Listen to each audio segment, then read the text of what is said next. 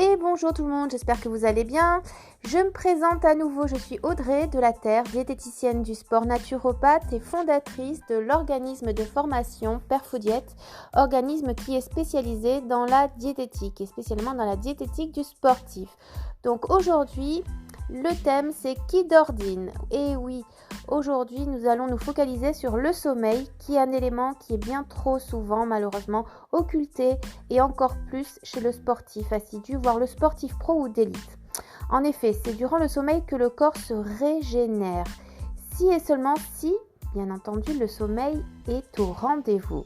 Donc nous allons au travers de ce podcast expliquer pourquoi le sommeil est important et ensuite comment profiter d'un sommeil régénérateur. Alors, notre attention va être portée sur une hormone hyper importante que l'on nomme growth hormone ou hormone de croissance. Alors, sa fonction de cette hormone de croissance, c'est qu'elle est réparatrice. Elle régénère toutes les cellules qui ont été usées durant la journée. Donc, par exemple, si vous faites une séance de musculation dans la journée, c'est pendant la séance de musculation que vos cellules musculaires vont être, entre parenthèses, détruites. Et c'est lors du sommeil, grâce à cette hormone de croissance, que les cellules musculaires endommagées vont être resynthétisées de façon beaucoup plus importante pour anticiper un prochain entraînement. Si vous êtes un trailer, que vous avez fait un long parcours, vous avez aussi endommagé vos cellules musculaires lors de la course. Et c'est durant le sommeil que votre corps va se régénérer, bien entendu, si et seulement si le sommeil est au rendez-vous. Donc si vous avez bien compris, c'est une hormone qui est très très importante. Elle a une autre action, cette hormone qui est très recherchée aussi dans le domaine du bodybuilding, c'est vis-à-vis des graisses corporelles. C'est en fait une hormone qui favorise le déstockage des graisses corporelles. Elle a une action donc lipolytique, tout en ayant une action qui est anabolique, en favorisant, le maintien de la masse musculaire, voire même le développement de la masse musculaire si on est sujet à un entraînement musculaire. Donc en fait, elle a ce double effet antagoniste, autant sur le déstockage de graisse que sur le développement, voire le maintien d'une bonne masse musculaire. Alors, on connaît un petit peu ses effets, son rôle, mais alors comment fonctionne-t-elle ? Alors, il faut savoir une chose, c'est qu'il y a un pic de sécrétion lors du sommeil profond qui se fait aux alentours de 1h du matin pour redescendre vers 2h du matin. Alors, si le sommeil est de mauvaise qualité, par exemple lors d'un travail de nuit par exemple, là vous comprenez bien qu'il n'y aura pas de sécrétion de cette hormone de croissance et on comprend pourquoi les personnes qui travaillent de nuit sont très souvent sujets à des problèmes de poids, voire une augmentation de la masse corporelle. Pour les personnes dans le domaine du sport qui s'entraînent en journée et qui travaillent de nuit, effectivement, on peut aussi se retrouver avec un mauvais développement musculaire. Et enfin, pour les personnes qui ont eu des blessures, un mauvais sommeil peut aussi occasionner une mauvaise régénération des tissus. Alors, ce qu'il faut retenir aussi, c'est que cette hormone, elle est vraiment miraculeuse et elle est dépendante, de la sécrétion en cascade de plusieurs autres hormones. Alors, lesquelles ?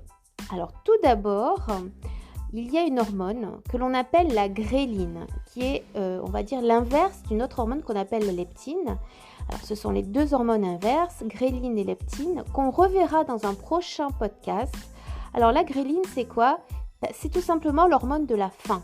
Lorsque vous avez faim, mais encore une fois, de la vraie faim, pas une faim psychologique. Lorsque votre estomac gargouille, lorsque vous commencez à être fatigué, que vous avez mangé il y a 4-5 heures, que vous commencez à avoir l'estomac qui gargouille, on peut dire qu'il s'agit d'une vraie faim physiologique. Et ça veut dire aussi que cette gréline fonctionne. Elle fonctionne aussi lorsque votre glycémie commence à diminuer. Donc, si vous avez un petit peu compris ce que je vous ai dit précédemment, l'hormone de croissance que l'on a un petit peu expliqué précédemment est dépendante de cette gréline. Alors, cette gréline, elle commence à être sécrétée lorsque la digestion est finie. Donc, il faut que la digestion soit finie. Il faut que l'estomac soit pratiquement vide pour qu'elle puisse agir, cette hormone gréline. Oui, vous avez bien entendu. Et vous allez comprendre pourquoi je parle de cette gréline. Alors, d'une part, cette gréline est importante. Il faut qu'elle soit sécrétée pour que l'hormone de croissance puisse agir. Mais ce n'est pas tout. L'hormone de croissance est aussi dépendante d'une autre hormone que l'on appelle la mélatonine, que vous avez dû probablement entendre parler, et qui est l'hormone du sommeil. Alors en termes de sécrétion, elle se sécrète aux alentours de 21 heures. Et encore une fois, les conditions, c'est d'avoir de l'ombre, de ne pas avoir de lumière. Elle fonctionne si et seulement s'il y a absence de lumière. Et enfin, il faut savoir aussi que, ça vous avez dû déjà en entendre parler, que l'adrénaline et le cortisol interfèrent avec cette mélatonine. Alors en d'autres mots, c'est-à-dire que toute activité sportive à haute intensité, si vous écoutez de la musique hardcore, pas que je suis contre les musiques hardcore techno, parce que personnellement j'adore la techno, la trance, mais en tout cas le soir avant de se coucher, on va plutôt éviter. Si par exemple on est tout le temps sur ordinateur, écran, téléphone portable, dans le lit le soir, qu'est-ce qui va se passer? On va avoir déjà notre rétine qui va être activée et qui va du coup sécréter ce qu'on appelle le système adrénergique, le système qui va favoriser une sécrétion d'adrénaline qui est l'hormone du stress. Et donc du coup, ça va interagir, en tout cas ça va interférer avec la mélatonine. Donc c'est aussi pour ça qu'on conseille surtout d'éviter le soir de faire des entraînements à très haute intensité. Après, encore une fois, il y a beaucoup de personnes aussi qui font de la très haute intensité le soir et qui arrivent à avoir un très bon sommeil. On est tous différents. Mais en général, c'est vrai que les entraînements à haute intensité favorisent beaucoup d'adrénaline et du coup, en cascade, ça crée des problèmes au niveau de cette hormone de croissance qui ne va pas agir de façon optimale. Alors enfin, pour clôturer sur cette partie physiologique, qui est un petit peu technique pour les personnes qui ne connaissent pas la physiologie, alors la mélatonine, elle est dépendante de la sérotonine. Alors la sérotonine, c'est une hormone que vous avez dû probablement entendre parler, qui est aussi l'hormone du sommeil, mais aussi qui agit sur les envies de sucre. Donc on a tout intérêt en tout cas à en avoir suffisamment pour éviter d'avoir des fringales. Et bien cette sérotonine, elle est elle-même dépendante du tryptophane. Du tryptophane que l'on retrouve dans tout ce qui est protéines animales et sous-animales. On en retrouve aussi dans la banane, les amandes. Donc, en gros, si on doit un petit peu, on va dire, synthétiser tout ce que je viens de dire, parce qu'il y a quand même des choses techniques et que c'est bien de faire une synthèse, d'aller à l'essentiel. En tout cas, moi, j'aime beaucoup aller à l'essentiel. Alors, ce qu'il faut retenir de ce podcast, c'est qu'il faudrait, donc, pour favoriser une bonne hormone de croissance, pour respecter ces fonctions de régénération cellulaire, d'entretien de la masse musculaire, d'avoir un effet lipolytique vis-à-vis des graisses corporelles. Donc ça serait donc de prendre l'habitude, si on le peut bien entendu, de manger suffisamment tôt le soir, idéalement comme les Anglais, 18-19 heures. D'accord ? Donc je dis bien c'est un idéal qu'on essaye de mettre en place. Ensuite, ça serait de consommer un repas digeste pour minimiser le temps de la digestion et ainsi favoriser la sécrétion de gréline, l'hormone de la faim. D'accord ?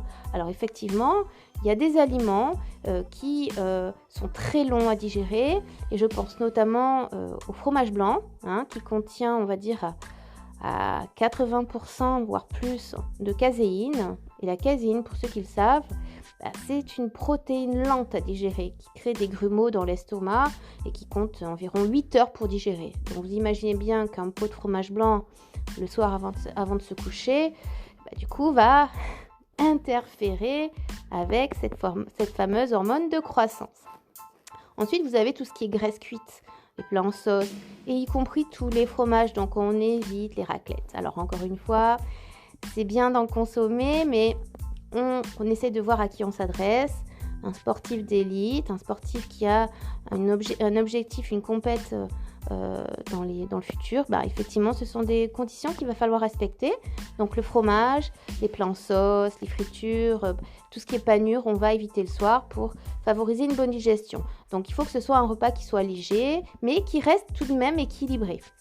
Ensuite, il va falloir privilégier des aliments qui sont riches en tryptophane pour permettre donc une bonne sécrétion de sérotonine, qui vont ensuite par là même favoriser une bonne sécrétion de mélatonine et indirectement une bonne sécrétion d'hormones de croissance. Donc le tryptophane, on va favoriser, on va dire en fin de journée, des bananes, chocolat, du poisson blanc, de la volaille, des amandes. Mais encore une fois, on ne va pas tout mélanger et on ne va pas se gaver, bien entendu.